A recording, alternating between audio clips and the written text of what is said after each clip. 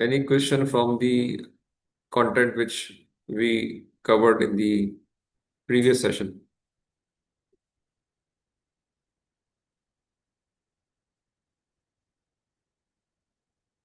सब ठीक है, इसका मतलब है अच्छी बात है।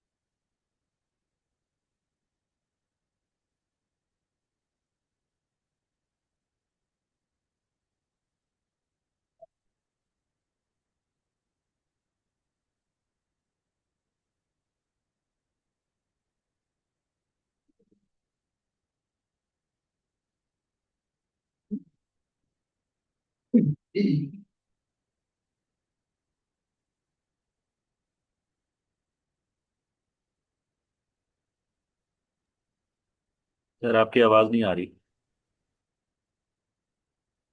वो इसलिए नहीं आ रही कि मैं कुछ बोल नहीं रहा अभी। अच्छा सर, थैंक यू।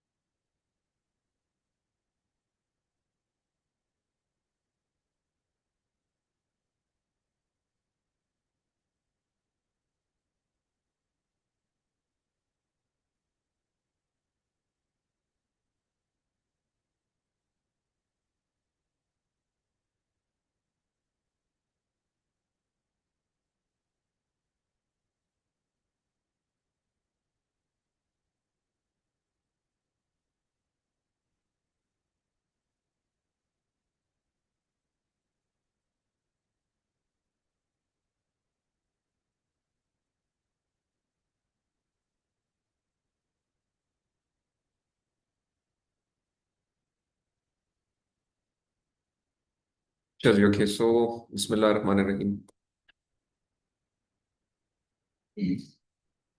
ठीक है जी। तो लास्ट बात जो मैंने अभी थोड़ी देर पहले आपको बताई, दैट वाज रिलेटेड टू के ये आपने जो आपकी मास्टर्स की थीसिस रिसर्च है वो किस तरीके से कहाँ कहाँ पे फॉल करती है और उसमें क्या एक्सपेक्टेशन होनी चाहिए। अच्छा, एक बड़ा इंपॉर्टेंट चीज अब हम लिंक करते हैं कि why this process is important, जिसमें आप लोग हैं और हम सब हैं, और ये सब एक हब एंड स्पोक मॉडल के तहत चल रहा है। इसमें नेशनली आपकी गवर्नमेंट इन्वॉल्व है, गवर्नमेंट के नीचे कुछ और सीगे हैं, एचईसी इन्वॉल्व है, एचईसी के अलावा मिनिस्ट्रीज इन्वॉल्व हैं। मिनिस्ट्रीज बहुत सारी हैं जो कि इसमें आप कंसिडर कर सकते हैं। फिर जब नीचे आते हैं तो एचईसी के साथ यूनिवर्सिटीज हैं, रिसर्च सेंटर्स हैं, ये सारे इन्वॉल्व हैं, और ये एक खास मकसद के तहत इस तरह से बनाए गए हैं और चल रहे हैं। और मकसद क्या है? मकसद है,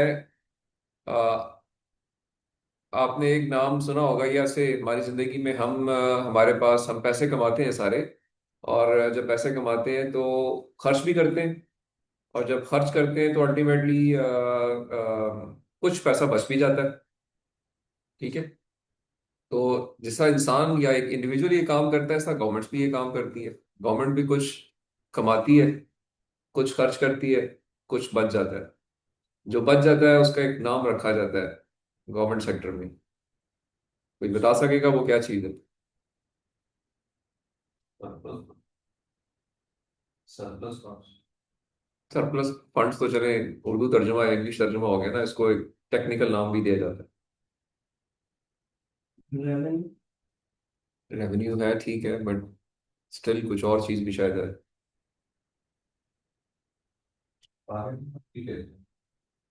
अच्छा चले, इस पे आएंगे थोड़ी देर में, दोबारा मैं आपसे भी क्वेश्चन करूंगा कि वो क्या चीज है। लेकिन वो जो भी चीज है, वो इसलिए होती है कि उसके बाद उस पैसे में से बहुत सारे काम करती है गवर्नमेंट, जो कि डेवलपमेंट के पर्सपेक्टिव से होते हैं। वो पैसा मिनिस्ट्रीज को भी जाता है, वो पैसा जो है वो नीचे एक आम आदमी तक जाता है थ्रू डिफरेंट सोर्सेस। ठीक है। कुछ बात कर रही हैं आप, परवाह? कुछ कह रही हैं? सर हम उस वर्ड को डिस्कस कर रहे थे तो मतलब वो क्या वर्ड है? हम्म। सोचें जरा, थोड़ी देर में दोबारा आते हैं इसके ऊपर। सर आपने बोले हब एंड स्कोप बस। Spoke, scope. SPOKE। Hub and spoke. Hub and spoke model. कि ठीक है ये सब। सेंट्रल एक सेंट्रल प्लेस जहाँ पे चीज़ें एक्टिवेट हो रही हैं, और उनके बहुत सारे सीधे हैं जो कि उसको ऑपरेट कर रहे हैं। ठीक। तो सिस्टम चल पड़ता है। ये सिस्टम यानी कि हर कंट्री लेवल के ऊपर वर्क कर रहा होता है या इस ये इंडिविजुअल एक सिंगल ऑर्गेनाइजेशन के अंदर भी काम कर रहा होता है। ठीक। मैं मिसाल देता हूँ आपको कि डेवलपमेंट फंड PSDP के तहत पाकिस्तान में 5 नेशनल सेंटर्स बनाए गए। National centres, national centre of artificial intelligence, national centre of cyber security, national centre of big data, national centre of robotics and automation. ठीक है। इनका एक सेंट्रल कंट्रोल यूनिट है, जो कि एक सेक्रेटेरिएट है, जो कि थीम्स ले रहा है या आइडियाज जनरेट कर रहा है। और फिर उनके साथ 15 से 20 यूनिवर्सिटीज हैं, जो कि उनके अंदर एक एक लैब बनी हुई है जो कि उस आइडिया को इम्प्लीमेंट करती है। तो हब जो है वो एक जगह पे, और स्पोक्स मुख्तलिफ जगह पे पूरे पाकिस्तान में फैले हुए, और वो एक सिस्टम चल रहा है बिकॉज ऑफ दैट। तो इस तरीके से आप कोई भी एक जनरलाइज सिस्टम को जनरलाइज कर सकते हैं। हर जगह दुनिया में काम ऐसे ही होते हैं, और हब एंड स्पोक मॉडल को फॉलो किया जाता है। कमिंग बैक टू के, जो हम रिसर्च एंड डेवलपमेंट के पर्सपेक्टिव से बात कर रहे थे, तो मैंने अभी एक आपको एक नाम सोचने का, जरा आपका दिमाग चलना शुरू हो गया होगा कि वो क्या चीज़ हो सकती है। अभी तक हमें नहीं पता वो क्या चीज़ हो सकती है। उसको आप रेवेन्यू भी कह रहे हैं, उसको आप एडिशनल एसेट्स भी कह रहे हैं, आप उसको कुछ ना कुछ कह रहे हैं, लेकिन ये कि एक चीज़ है जो कि हर सरकार के पास बच जाती है सारे खर्चे करने के बाद, और फिर वो उसको इन्वेस्ट करती है मुख्तलिफ शोबों के अंदर। नौजवानों पे भी करती है, फौज पे भी करती है, अपने ऊपर भी करती है। उसका एक टेक्निकल नाम है, सोचते रहेंगे। इस पर्टिकुलर फिनोमेना में एक चीज जो इम्पोर्टेंट है वो है कि हमने कुछ सरकार की मर्जी ये होती है कि हमारे पास कुछ फॉरेन इन्वेस्टमेंट आए, या ये कि मेरी कोई चीजें बेच के दुनिया में मैं उससे कुछ पैसा कमा सकूं। ठीक है। यानी आप भी कोशिश करते हैं कि अगर आप बिजनेस कर रहे होंगे तो कुछ बनाएंगे और किसी को बेचेंगे, तो वो आपको पैसे देगा, और अकॉर्डिंगली फिर आप उससे अपने बिजनेस सिस्टम पे चलते हैं। तो दुनिया की सारी सरकारें जो वो ये काम कर रही होती कि they would try to make something which can be sold internationally, so that that singular currency और दैट इंपॉर्टेंट करेंसी, या एक जो एसेट है वो आपके मुल्क में आए, जिसकी बुनियाद पे आप कहें कि जी मैं खर्चों से ज्यादा कमा रहा हूँ। ठीक है। हर इंसान की कोशिश होती है कि खर्चों से ज्यादा कमाए। ठीक है। तो इस मकसद के लिए you try to make some system within your national system. अपने चीजों के अंदर आप कुछ सेट करते हैं, और अगर उसको हम कहें कि वो क्या चीज़ है, तो वो ये है कि आप इनोवेट करते हैं कुछ चीज़ें, कोई ऐसी चीज़ बनाने की कोशिश करते हैं जो दुनिया में लोगों ने ना देखी हो, और जब आप बनाएं तो पॉपुलर हो जाए। ठीक है। इसका एक और नाम भी है डिसरप्टिव इनोवेशन। लेट मी, मैं एक स्लाइड वो खोल लेता हूँ पहले, ताकि आप उसी के ऊपर हम स्ट्रेट अवे हो।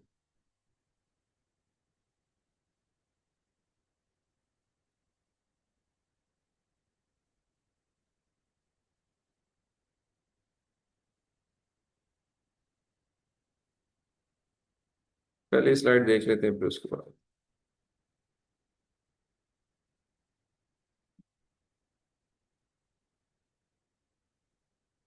दुनिया हमेशा ना इस एक particular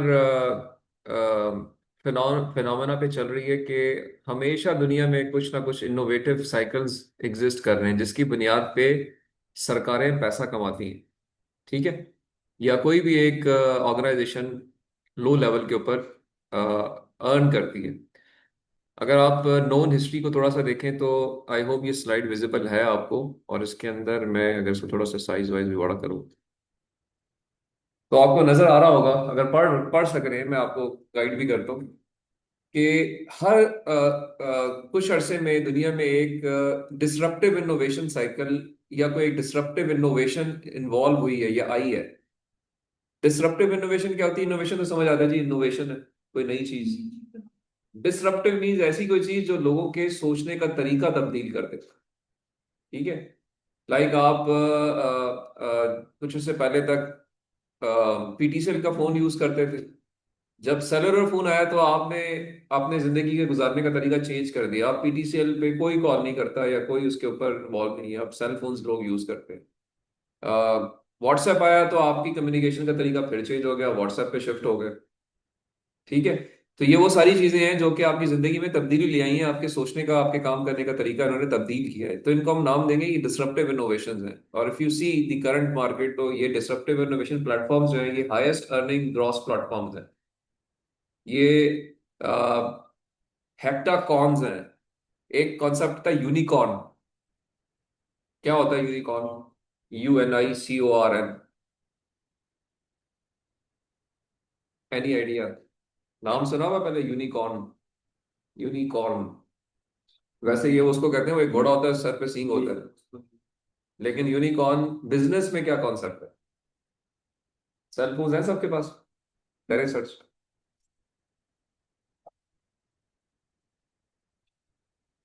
same goes to online participants as well. Unicorn जरा एक्सप्लोर कीजिए, पढ़े क्या चीज है ये।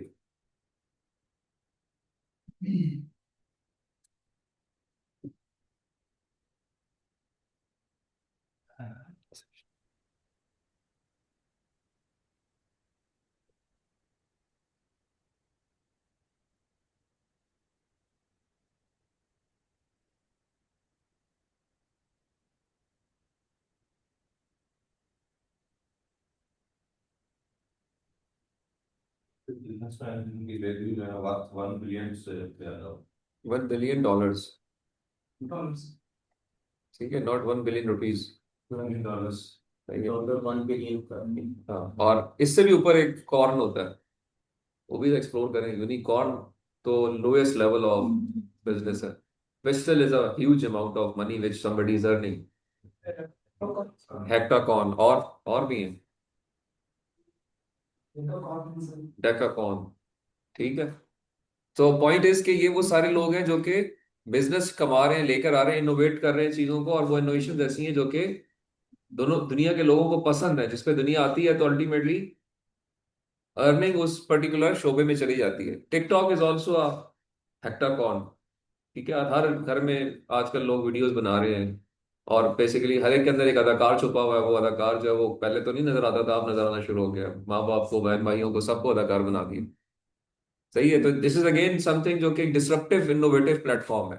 तो अगेन मैं कमिंग बैक, हर दौर में एक डिसरप्टिव इनोवेटिव प्लेटफॉर्म रहा है, और दुनिया के इंसानों की आज तक की कोशिश है लॉन्ग विद द गवर्नमेंट्स कि हम ऐसे प्लेटफॉर्म्स को प्रमोट करें जिससे अर्निंग्स हो और वो हमारे मुल्क में पैसा आए, इनफ्लो बढ़े, और जो मेरे खर्चे हैं उसके बाद भी पैसा बच जाए। मैं अभी भी उस पॉइंट पे, मैं अभी अपने आपको नहीं बताया कि वो क्या चीज है, या आपने मुझे नहीं बताया वो क्या चीज है जो कि जिसको हम नाम देते हैं कि जो बच जाती है आफ्टर स्पेंडिंग एंड अर्निंग।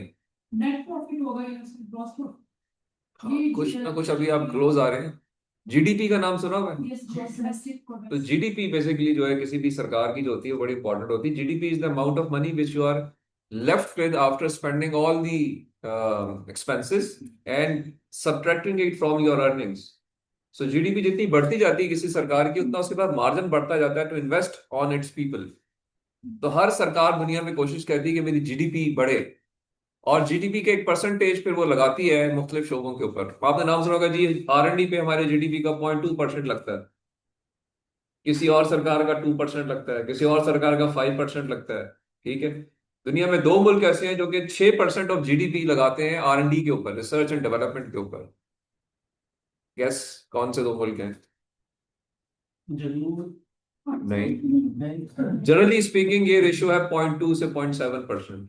दुनिया का हर मुल्क अपने टोटल अर्निंग का 0.2% से 0.7% तक R&D पे लगाता है, which is a huge amount. ये कम नहीं होता, ये बहुत ज्यादा पैसा है।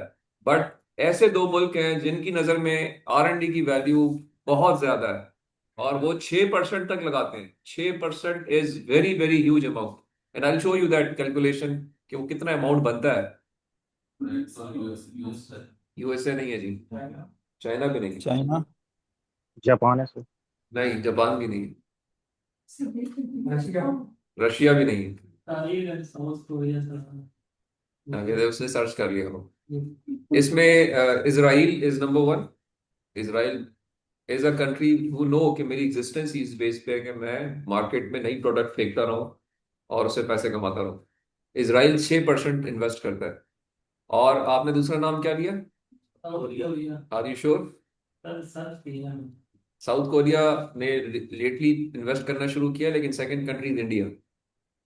India has been doing it for last many years. 5 से 6% इन्वेस्ट करते हैं इंडियंस। अगेन उनका भी आइडिया यही है कि we have to earn more, और अकॉर्डिंगली पिछले 10 साल में उन्होंने बहुत तेजी से तरक्की की है। इंडिया जो है वो टॉप 10 इकोनॉमीज में आ चुका है, जो कि हमसे बहुत पीछे हुआ करता था 90s के अंदर। ठीक है, बहरहाल अगेन कमिंग बैक कि इस काम के लिए डिसरप्टिव प्लेटफॉर्म्स चाहिए, क्योंकि ये बड़ा क्लियर है दुनिया के जी, ये अगर पैसा कमाना है तो डिसरप्टिव इनोवेशन से कमाना है। अब डिसरप्टिव इनोवेशन की जो साइकिल्स अगर आप देखते हैं, ये बड़ा इंपॉर्टेंट स्लाइड है। 1700 की जो टाइम पीरियड था, उसमें पहली जो फर्स्ट डिसरप्टिव प्लेटफॉर्म की जो वेव थी, उसके अंदर आपको नजर आता है कि दुनिया का फोकस रहा है मेटलर्जी के ऊपर, मेटल्स पे। रिफाइनरीज बनाई गई, मेटल्स को डिस्कवर किया गया, लोहे पे, चांदी पे, एल्यूमिनियम पे, प्लाटिनम, आपकी जो ये जितनी था, इन पे होमवर्क करके और लोगों ने इस पे इन्वेस्ट किया। तो अब ये जो डिसरप्टिव प्लेटफॉर्म होता है ना, फिर दुनिया भर का फोकस और जो उनका पैसा है वो उस तरफ चला जाता है, लोग उस पर इन्वेस्ट करते हैं। ठीक है, तो पहली wave of innovative platforms was the metallurgy. ये तकरीबन कोई 60 साल के करीब जो है ना, ये टाइम पीरियड नजर आता है हमें। 60 साल का पहला साइकिल था जो कि इनोवेशन का चला, और इनमें प्राइमरली दुनिया का फोकस रहा मेटल्स के ऊपर। सेकेंड वेव जो, अगेन ये वेव्स आपको ऐसा सा शॉर्ट होती नजर आ रही है, क्योंकि दुनिया तेज होती जा रही है, फास्ट पेस में मूव कर रही है। 60 साल से 55 से 50 से 40 30 25, और जो करंट साइकिल है ये इवन 25 से 20 साल पे आ रहा है। जो अभी आप जिस साइकिल के अंदर है, इसका भी हम डिस्कस करते हैं वो क्या है। बट ये कि पहला cycle focus was metallurgy, second cycle focus was railway. Railway technology पे फोकस था सेकंड के अंदर, और जो रेलवे उस वक्त में बनी बैक इन 1845 से 1900 तक, आज तक पाकिस्तान रेलवे वही है। ऐसे ही है दुनिया भर में रेलवे, वैसे वही है, कुछ एडवांसमेंट्स आई हैं, बट वो रेलवे जो उस टाइम पे पीक पे थी वो अभी तक वैसे ही है। इसके बाद जो तीसरा वेव है, उसके अंदर फोकस रहा, फोर्ड मोटर्स ने अमेरिका में गाड़ी बना दी। लोग घोड़ों पे, खच्चरों पे और गधों पे काम करते थे। उसने कहा जी कि $50 की गाड़ी, इंजन बना के उसने गाड़ी बना दी। लोगों ने बड़ा शोर किया कि ये तो हमारी रोजगार खा जाएगा, हम तो इतने ये काम सारे करते हैं, खच्चरों का कारोबार है, इनका इनका खाना पीना, इनका घूमना फिरना, ट्रैवल सारा। लेकिन इसी दुनिया ने देखा कि अमेरिका ने जहां 14,000 एम्प्लॉयमेंट थी खच्चरों के दौर में, वो बढ़ के 40 लाख हो गई उसी टाइम पीरियड के अंदर, because of the IC engine, because of the automotive technology. आज तक जो दुनिया में बेस्ट, या कहेंगे जो इस वक्त तक जो आपको नजर आता है कि कितनी ह्यूज इन्वेस्टमेंट और ह्यूज एम्प्लॉयमेंट्स हैं, वो अभी भी ऑटो सेक्टर के अंदर। आप आजकल भी हर बंदा चाहता है कि अच्छी सी गाड़ी हो, मेरा ट्रैवल आसान हो। ठीक है, तो वो जो एक गाड़ी बनी थी बैक इन 1900 से 1950 के दरमियान, जिसपे लोगों ने बहुत शोर किया था, but focus was on the automotive sector, IC engine, internal combustion engine पे फोकस था। सारी दुनिया का जो रिसर्च का फोकस, डेवलपमेंट का फोकस, वो ऑटोमोटिव सेक्टर पे चला गया। तो that was the innovative platform. दोनों लोगों के सोचने का तरीका चेंज हो गया, नहीं आना चाह रहे थे लोग, लेकिन फिर आ गए। फोर्थ साइकिल में फोकस आ गया लोगों का एविएशन के ऊपर। जो फोर्थ साइकिल था, इसमें दुनिया भर की फंडिंग और हर चीज, रिसर्च, एमएससीज, पीएचडीज, लोगों का फोकस हुआ जी कि जहाज टेक्नोलॉजी इंप्रूव होनी चाहिए। जो कनकॉर्ड बना था 1900 के अंदर, 1900 से 1950 तक, 63 में वो बंद हो गया था। वो आज तक दुनिया नहीं बना सकी उसके बाद। कनकॉर्ड का नाम सुना हुआ? CONCORD। What was it? Any idea? हाँ जी, ऑनलाइन को बताएगा कनकॉर्ड टेक्नोलॉजी क्या थी? कनकॉर्ड। जी, नदीम, कफायतुल्लाह। ऑनलाइन लोगों को आवाज आ रही है ना जी मेरी? यस सर, आ रही है, आ रही है। जी सर, आ रही है। मैंने एक सवाल किया है जी कि जो फोर्थ साइकिल दुनिया में डिसरप्टिव प्लेटफॉर्म्स का आया था वो कनकॉर्ड, उसमें एविएशन वाज दी फोकस, और उसके अंदर जो उस टाइम पे एयरक्राफ्ट्स बने आज तक वही एयरक्राफ्ट्स हैं। जो एयरक्राफ्ट्स 1950 तक बने हैं, टेक्नोलॉजी आज भी वही है, with minor alterations, improvements, but it has been matured during that time period। जो आपका ट्रांसपोर्टेशन का डोमेन है जिसमें आप आज सफर करते हैं, 737, 747, 777, ये सारे के सारे सब सोनिक रिजीम में फ्लाई करते हैं। सब सोनिक और सुपरसोनिक में क्या फर्क है? माक नंबर का नाम सुना हुआ है? MACH। स्पीड ऑफ साउंड से तेज हो जाना तो आपका मार्क बढ़ जाता है। तो जो कनकॉर्ड टेक्नोलॉजी है, it was able to carry 150 passengers in supersonic regime। आप जो अमेरिका जाते हैं 22 घंटे में, it was reduce to 10 hours, right? And that technology was verified, tested, because of some reasons it was dumped। but point is कि technology इतनी advance हो गई थी इस दौर में कि आज भी लोग अभी तक सुपरसोनिक रिजीम पे नहीं है जो 1950 में थे। ठीक है। Fourth cycle again focus was aviation. Fifth cycle में फोकस चला गया, आपने अपनी लाइफ साइकिल में शायद देखा होगा कि सेलुलर फोन्स जो थे ये 2001, 2002, 2003 में आए, इससे पहले नहीं हुआ करते थे। और फिर दुनिया जो है वो टूट पड़ी सेलुलर टेक्नोलॉजी के ऊपर। 3G, 4G, 5G, 6G पे अब आ गए हम। But it was started back in year 2000। और ये आपका फिफ्थ वेव है जिसपे फोकस जो था वो डिजिटल नेटवर्क्स पे आ गया। और अगेन उसी के फिर फर्दर ऑफशूट्स है कि आपका टिकटॉक बन गया, आपका ये व्हाट्सएप बन गया, स्नैपचैट बन गया, यूट्यूब आ गई। ठीक है। ये सारे के सारे डिजिटल प्लेटफॉर्म्स जो हैं या सॉफ्टवेयर बेस्ड जो मीडियाज थे, ये सारे के सारे पिछले 20 साल की कार्रवाई है। और फोकस सारी रिसर्च दुनिया की इस पे चली गई, सारी फंडिंग इस पे आ गई। और अभी जो साइकिल चल रहा है अगले आपकी इंशाल्लाह जिंदगी में रहेगा, that is now on the smart processing of data which is based on sensors, जो कि IoT कहलाती है, इंटरनेट ऑफ थिंग्स। और AI कहलाती है कि आपने machine learning, deep learning, generative methods के थ्रू डाटा की प्रोसेसिंग करनी है, उसे समझना है और उसके मुताबिक कोई एक्शन करना है। इसलिए अब आपको दुनिया भर की फंडिंग का फोकस नजर आता है AI और IoT पे। और एक और डोमेन हम कहते हैं clean technology, solar based, wind based, इनके ऊपर भी फोकस लोगों का है। ये मैं क्यों बता रहा हूँ कि आप लोगों ने अपना थीसिस टॉपिक अब डिफाइन करना है और ये स्टेज है, तो अभी से ये सोचें यार मैं वो टॉपिक लूँ जो कि फ्यूचरिस्टिक टॉपिक हो। क्योंकि आप आगे जहां भी जाएंगे आपसे लोग पूछेंगे कि जी क्या किया था पहले, और उसके बेस पे आपको आगे अपॉर्चुनिटीज मिलेंगी, जॉब की भी और स्टडीज की भी, एकेडमिक्स की भी। तो अगर आपने ये एरियाज में अभी से अपने आप को ट्रेन कर लिया, चाहे आप सिविल के हैं, चाहे प्रोजेक्ट मैनेजमेंट के हैं, चाहे आप एक्चुअली CS डेटा साइंस के हैं, एरिया को आपने मैच करना है with the existing platforms so that you remain relevant, otherwise you become obsolete. तो ये एफर्ट आपने कर दी है once you define your topic, ये बताने का मकसद ये था। ठीक है। और अगेन तकरीबन ये 2020 से शुरू हुआ है और अगले 25 साल, 45, 2045, 2050 तक। अब जी आपने, इंशाल्लाह आप तो कभी बूढ़ी नहीं होगी, लेकिन नहीं सर, लेकिन हमारा जो टाइम पीरियड है इसलिए हम इसी पे फोकस कर रहे हैं। हाँ, तो ये इसको आप लेके चल सकते हैं। और मैंने अगेन कहा कि मैं again करना चाह रहा हूँ कि जी ना सिर्फ इसमें फंडिंग है, दुनिया भी इसमें काम कर रही है। और जितनी नेशनल साइकी है, आपको नजर आता है जी नेशनल पॉलिसी ऑफ AI पे पाकिस्तान गवर्नमेंट काम कर रही है, UK गवर्नमेंट काम कर रही है, US गवर्नमेंट काम कर रही है। तो आपको ये फोकस नजर आ रहा है, जितने एंटरप्रेन्योर्स हैं, जितने यूनिकॉर्न होल्डर्स हैं, वो इनके ऊपर जा रहे हैं। तो जो लोग नीचे लो लेवल पे होते हैं उनको अपॉर्चुनिटीज भी उसी लिहाज से मिलेंगी। और एम क्या है? एम है GDP में इंक्रीज करना, क्योंकि सरकार ने तो उसको देखना है ना। तो वो तो ये चाह रही है कि जी इसकी बेस पे लोग प्रोडक्ट्स बनाएंगे जब प्रोडक्ट्स बनाएंगे तो लोग खरीदेंगे, जब लोग खरीदेंगे तो पैसा मेरे पास आएगा, तो अल्टीमेटली मेरी जेब में पैसा ज्यादा आ रहा होगा, कंजम्पशन कम होगी, तो मैं कहीं और लगा सकूं। राइट जी।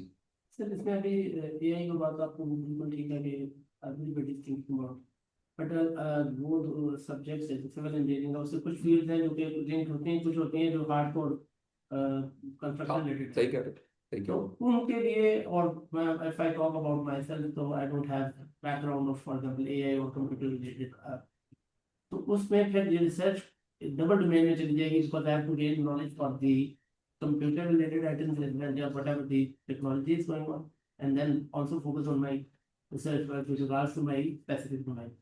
सही कह रहे हो। So अली का सवाल ये है कि जी मैंने तो कभी आज तक एआई पे कोई काम नहीं किया, मैं कोर से वाटर रिसोर्स मैनेजमेंट का आदमी हूँ, या मैं for example core office management का आदमी हूँ, तो अब मैं इसमें किस तरह से इस नए डोमेन को लेकर आऊँ। तो सवाल बिल्कुल वैलिड है जी। इसका जवाब ये है कि आज का थोड़ा सा मुश्किल टाइम कल की आसानी पैदा करने का बाइस बनता है, ठीक है। और हम में से हर शख्स जो है कभी ना कभी जिंदगी में चैलेंजेस का सामना करता है, और चैलेंजेस को अगर आप फेस करें और उसको रिस्पॉन्ड करें तो आप तरक्की करते हैं। अगर आप तकनीक का काट के निकल जाएंगे तो क्या होगा? we will face the consequences. You will face the things. तो अगेन एक तो ये चीज है कि चैलेंजेस हैं, you have to face it, number one. Number two ये कि ये जो डोमेन है ना एआई का या डाटा एनालिटिक्स का, बेसिकली मैं इसको एआई नहीं कहता, ये डाटा एनालिटिक्स है, कि आपने डाटा को स्मार्टली प्रोसेस करना है। तो ये तो हम सब बड़े नेचुरल करते हैं, मैं और आप दिन भर ये काम कर रहे हैं, लेकिन हमारा दिमाग लिमिटेड है, हम उस स्पीड के साथ नहीं कर सकते, तो मशीन हमें वो फैसिलिटी दे देती है। तो it's a skill, it is not something which is going to be there once you go through a complete process of a degree. No, AI के जितने स्किल्स हैं या स्मार्ट डाटा एनालिटिक्स के जितने स्किल्स हैं, ये आप विद इन मंथ्स सीख सकते हैं। It's just like a video game, it's just like a new application on your cellular phone. WhatsApp आपने आपको किसी ने नहीं सिखाया, टिकटॉक आपको किसी ने नहीं सिखाया, स्नैपचैट आपको किसी ने नहीं सिखाया, ऐसे ही है, ये आपने सीख लिया, कर करके सीख लिया। तो ये भी वही चीज है, ये आप इससे डरना नहीं है, इससे डरना नहीं है, इसमें पढ़ना है। जब इसमें पढ़ना है तो आप with in few months you will be master of this thing. इसमें कोई ऐसी खास रॉकेट साइंस नहीं है, ये एक चीज ये क्लैरिटी के साथ आप समझें। Sir, अब चूंकि ये smart way of handling the data है, तो डाटा तो हर जगह पे है भाई, डाटा तो हर जगह पे है। डाटा तो सिविल इंजीनियरिंग में भी है, डाटा तो प्रोजेक्ट मैनेजमेंट में भी है, सर्वेज इन्होंने करने हैं, इंटरव्यूज इन्होंने करने हैं, आपने भी कुछ तरह की प्रोसेसिंग करनी है, चाहे आप पानी का काम कर रहे हैं, चाहे आप दीवारों का काम कर रहे हैं, चाहे बिल्डिंग्स का काम कर रहे हैं, हर चीज में कुछ ना कुछ डाटा किसी न किसी फॉर्म में अवेलेबल है, और उसको स्मार्टली प्रोसेस करने की ऑप्शन अवेलेबल होती है, जिसको आप बाईपास कर जाते हो। Bring that aspect with in your research, ठीक ठीक है। Everybody out of you can do it. Everybody, I have no doubt. Just think on these lines. Explore on these lines. अच्छा, एक और अच्छी बात भी है कि मैं और आप पहली दफा नहीं सोच रहे कि यार सिविल इंजीनियरिंग में कैसे लेकर आऊं, प्रोजेक्ट मैनेजमेंट में कैसे लेकर आऊं। हमारे पास पब्लिश रिसर्च पेपर्स अवेलेबल हैं। आले साहब, नींद तो नहीं आ रही? बाकी बात अच्छा चलो। तो फायद जी सर। देखो तुम इतनी दूर हो, लेकिन कहाँ तक तुम्हारा इम्पैक्ट आ रहा है? अच्छा, चलो अच्छी बात है। तो पॉइंट क्या, अच्छा थक जाए तो बता दीजिएगा जी, we can have a break, right? ठीक है किरण, आप भी इफेक्ट हो रही है? नहीं हो रही तो अच्छी बात। तो पॉइंट मेरा क्या जी, मैं अगेन रिपीट करूंगा कि ये हमने अपने एस्पेक्ट्स को कवर टिक्स करने हैं सारे, ठीक है। और मैंने इस तरह कहा कि ये पहले मैं और आप पहली दफा नहीं सोच रहे, सिविल इंजीनियरिंग के हर डोमेन में डाटा एनालिटिक्स आ चुकी है, आपने एक्सप्लोर करनी है कि यार कौन से ऐसे रिसर्च पेपर हैं जो ये काम कर रहे हैं, let me figure it out and bring do on those lines. मैं और आप पहली दफा काम नहीं कर रहे, मैंने आपसे कहा ना, मास्टर का जो वो जो लोब था ना, वो आप दुनिया की नॉलेज के अंदर ही है, तो ये एग्जिस्ट करती हैं चीजें, और आप सारे वो काम कर रहे हैं जो कि स्टैब्लिश्ड रिसर्च पेपर में पब्लिश्ड है। So your job should be to find out the right research paper which has done similar thing, maybe with some challenges which you can do. ठीक है। अच्छा, कुछ किसी का कौन है कुछ? जी ऑनलाइन पार्टिसिपेंट्स जो है वो मेरे साथ ही है जी, कोई क्वेश्चन आपका है यहाँ तक? यस सर, साथ नो ही हैं। क्वेश्चन। साथ ही हैं सर, नो क्वेश्चन। कोई क्वेश्चन तो नहीं है सिकंदर आपका? नहीं सर, कोई सवाल नहीं है सर। सर एक क्वेश्चन था, जैसे हर एक वेव के साथ मतलब जैसे फर्स्ट वेव जो चली थी उसमें 1785 से लेकर 85 मतलब 60 ईयर था। मतलब इस तरह जैसे वेव आती गई और टाइम पीरियड कम होता गया, तो ये जो लास्ट वेव है इसका क्या मतलब एक्सपेक्टेड टाइम पीरियड हो सकता है? जैसे 25 ईयर लिखा हुआ है, तो इससे ज़्यादा हो सकता है, ये कम हो सकता है मतलब? असद, मैंने गुड क्वेश्चन। मैंने यही बताने की आपको कोशिश की कि चूंकि दुनिया की थिंकिंग साइकिल एडवांस होता जा रहा है, फास्ट होता जा रहा है, तो जी सर। ये जो एक जो साइकिल का टाइम पीरियड है वो कम हो जाता है। इसे कहने का मतलब ये है कि कोई ऑफ कोर्स कोई फिक्स टाइम पीरियड तो नहीं दिया जा सकता कि ये 25 साल रहेगा या ये 30 साल रहेगा या ये 15 साल में खत्म हो जाएगा। बट ये कि लेकिन ये होगा छोटा, क्योंकि अगला डिसरप्टिव प्लेटफॉर्म फौरन आ जाएगा और वो आ चुका है। अगर आप गौर करें तो आजकल जो बात होती है with in the AI and IoT, quantum computing की बात शुरू हो गई है जी। क्वांटम कंप्यूटर्स बन रहे हैं जो कि बहुत तेजी से विद इन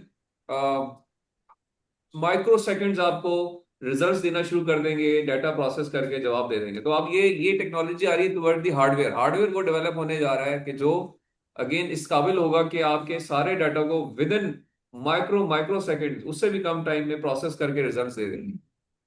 राइट। तो पॉइंट ये है कि ये साइकिल की जो ड्यूरेशन है वो छोटी होती जा रही है, क्योंकि दुनिया टेक्नोलॉजिकली एडवांस होती जा रही है आहिस्ता आहिस्ता आहिस्ता। तो अब आप कम टाइम के अंदर अगले प्लेटफॉर्म पे आ जाते हैं, अगले डोमेन में आ जाते हैं। राइट। तो अगर मैं राइट सर। वन लाइनर बताऊं तो yes, it is around 20 years. 2020 से लेके 2040 तक में भी एआई का दौर रहेगा। बट ये कि कोई कंफर्मेशन नहीं है, हो सकता है अगले साल ही एआई से लोग इस, क्योंकि ये रिलेटेड टेक्नोलॉजी है ना, ये हमेशा से एग्जिस्ट करती रही है एआई। अभी क्यों ये एकदम फोकस में आ गई? क्योंकि हार्डवेयर बन गया। ये एनवीडिया का आप देखें ना, शेयर प्राइस जो थी वो $200 से $25,000 पे चली गई। उसकी वजह ये है कि उन्होंने हार्डवेयर बना दिया। डाटा, ह्यूज डाटा था, फौरन प्रोसेस हुआ, आंसर्स आ गए, तो उनका शेयर चढ़ गया। तो जीपीयूज फॉरेन मार्केट में आया, प्रॉब्लम इस वजह से आसान हो गई। तो ये चीजें इस तरह से ही आगे चल रही है। तो सही होगा। I hope your question is answered. आगे चले। Yes sir, thank you so much. चलो। अच्छा, मैं अब आपको अगली चीज जो लिंक करूँ वो ये है कि जब ये काम करने हैं, आपने डिसरप्टिव इनोवेशन पे आना है, तो इनफैक्ट ये एक पूरी प्रोडक्ट होती है जिसपे लोग काम करते हैं, प्रोडक्ट डेवलपमेंट पे काम करते हैं। ये इंडिविजुअल काम नहीं होता कि जी मैं और आप घर से बैठ के कोई चीज बनाना शुरू कर दें वो बन जाएगी। नहीं, मैंने एक टीम बनाऊंगा अपनी। मेरी अपनी एक्सपर्टी है, मेरे साथ दो लोग हैं, उनकी अपनी एक्सपर्टी, तीसरे की अपनी, चौथे की अपनी। तो there will always be a product which you are going to develop. और प्रोडक्ट जो होती है वो आपके पास छोटी सी छोटी प्रोडक्ट, एक छोटी सी, अगर आपने कोई मेडिसिन भी बनानी है तो मेडिसिन के लिए there are all together domains जिन पे एक्सपर्ट चाहिए होते हैं आपको। आपको ये मेडिसिन बनाने के लिए केमिस्ट्री, बायोमेटिक्स के बंदे चाहिए होंगे, लीगल डॉक्यूमेंटेशन, सप्लाई डिमांड के लोग चाहिए होंगे, market competitors, price, production volume में मैनेजमेंट साइंस के लोग चाहिए होंगे, health environment standards, government policies के लिए बंदे चाहिए होंगे, और इट सेल्फ वो प्रोडक्ट डेवलप करने के लिए भी 40 डोमेन के लोग चाहिए होंगे। तो ये याद रखें। प्रोसेस तो सर हर फील्ड में हो। ये नहीं, यहाँ मैं कहना ये चाह रहा हूँ कि याद रखें कि ये काम जो है वो एक इंडिविजुअल बंदे का नहीं होता प्रोडक्ट बनाना। ये हमेशा टीम में काम होती है। टीम में एकेडेमिया के लोग भी होते हैं, टीम में इंडस्ट्री के लोग भी होते हैं, टीम में गवर्नमेंट के लोग भी होते हैं, तब कोई चीज बनती है फाइनल। ठीक है। तो it's always a complete package. Right. So अगर ये टीम में काम हो रहा है तो कहने का मतलब ये है कि जो अब वो काम डिस्ट्रीब्यूट किए जाएंगे, तो वो डिस्ट्रीब्यूशन जो है वो अकॉर्डिंगली, वो जो सेंट्रल बंदा बैठा हुआ है वो डिसाइड करेगा कि मैंने क्या काम किससे करवा सकता, किस तरह की रिसर्च किससे करानी है। और उसमें कहीं पे भी, कहीं पे किसी जगह पे कोई एकेडमिक के बंदे भी हो सकते हैं, इंडस्ट्री के बंदे भी हो सकते हैं। तो हर एक की रिक्वायरमेंट डिफरेंट होती है, इसलिए आपको थीसिस में मुख्तलिफ चीजें नजर आती हैं। थीसिस इज वन डोमेन जिसमें रिसर्च हो रही है, और बहुत सारे लोग भी रिसर्च कर रहे हैं, क्लासिफाइड, अनक्लासिफाइड, कुछ की नजर आती है, कुछ की नजर नहीं आती, कुछ अपने ऑफिस में रिसर्च कर रहे हैं, कुछ एकेडमिक्स में रिसर्च कर रहे हैं, तो कुछ इंडस्ट्री में कर रहे हैं, कुछ मिनिस्ट्रीज में कर रहे हैं। हर डोमेन में अपनी अपनी एक टीम है जो कि काम कर रही होती है, और उनका सिंगल एम होता है किसी एक सिंगुलर प्रोडक्ट को डेवलप करना। ठीक है। अच्छा, अगर ये बैकग्राउंड हमारे जहन में हो तो again I come back to the definition of research. तो रिसर्च करने के जो मकासद हैं फिर वो हमें पता होने चाहिए। तो अब ये कुछ मैंने लिस्ट डाउन किए, इनको अगर आप पढ़ लेंगे जी। आप रिसर्च कर रहे हैं ना सारे आप, तो आपसे जो रिसर्च करवाई जा रही है वो कोई कोई करवा रहा है ना आपके लिए। क्लोजेस्ट बंदा आपका सुपरवाइजर है, सुपरवाइजर के ऊपर उसका वाइस चांसलर बैठा हुआ है या डीन बैठा हुआ है, उसके ऊपर एचईसी बैठी हुई है, एचईसी के ऊपर मिनिस्ट्री ऑफ एजुकेशन बैठी हुई है, मिनिस्ट्री ऑफ एजुकेशन के ऊपर गवर्नमेंट ऑफ पाकिस्तान बैठी, प्राइम मिनिस्टर बैठा हुआ है। ठीक है। और उसके ऊपर फर्दर भी बहुत सारे लोग हैं जो कि एक ब्रॉड छतरी के नीचे काम कर रहे हैं, बट आपको तो ये नजर आ रहा है। ठीक है, समझ आती है ये बातें? हाँ, मेरे पढ़ो ना, क्या क्या बातें हैं। सर वो मैं पूछे था सर से कि एक लेक्चर ग्रुप में पढ़ा वो जो सर दे रहे हैं मैं स्थान हुआ है। नहीं, मैंने आपको ये नहीं कहा कि आप, जब मैंने आपको किसी चीज पे वो मतलब पकड़ा नहीं है कि आपने कोई गलत कर रहे थे। मैं सिर्फ पूछ रहा हूँ कि ये पढ़ के बताओ ना क्या लिखा हुआ है इसमें। तो ये possible reason for taking research for interest or like segment or personal satisfaction reason and for paying one fortune to gain higher qualifications and so the registrants to account for contradictory finding and fill gaps in knowledge and so the registrant for the advancement of science and for the good of mankind and our children's future. ठीक है, समझ आती बातें ये सारी? Sir. तो क्या यही चीजें सारी जिसको हम देख रहे हैं, या मैं और आप देख रहे हैं? मैं एज अ सुपरवाइजर देख रहा हूँ और आप एज अ स्टूडेंट देख रहे हैं मास्टर्स में या पीएचडी में। एक पॉइंट हमसे मिस कर रहे हैं, ग्रीन हायर क्वालिफिकेशन। हाँ, पॉसिबल रीजंस ये हो सकती है ना कि आपकी तो शॉर्ट टर्म थिंकिंग यही इनमें से कोई चीज पे आ रही होगी ना, लेकिन इसकी जो फंडामेंटल रीजन है वो है it can bring more jobs, what ever you do right now it will bring more jobs in future. How? Because research causes the development. जो आप रिसर्च कर रहे हैं वो एक टीम के साथ कर रहे होंगे, उनका मकसद कुछ डेवलप करना होगा। ठीक है। मे बी माइक्रो लेवल पे शायद आपको नजर नहीं आ रहा, लेकिन बड़े लेवल पे एक चीज हो रही होगी।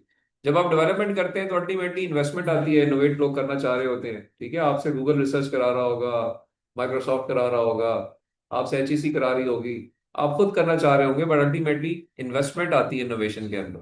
जब इन्वेस्टमेंट आती है तो नए प्रोडक्ट बनते हैं, नई प्रैक्टिसेस डिफाइन होती हैं, लोग खुश होते हैं वो चीजें देख के, वो प्रोडक्ट्स देख के, वो सॉफ्टवेयर देख के, वो हार्डवेयर देख के, और अल्टीमेटली क्या होता है वो चीज खरीदते हैं। जब खरीदते हैं तो आपके प्रॉफिट्स बढ़ जाते हैं, कंपनी के प्रॉफिट्स बढ़ जाते हैं। आप क्या करते हैं? आप ज्यादा इन्वेस्टमेंट करते हैं, यू इंक्रीज योर इन्वेस्टमेंट। यार अच्छा है तो काम बड़ा मजे का है।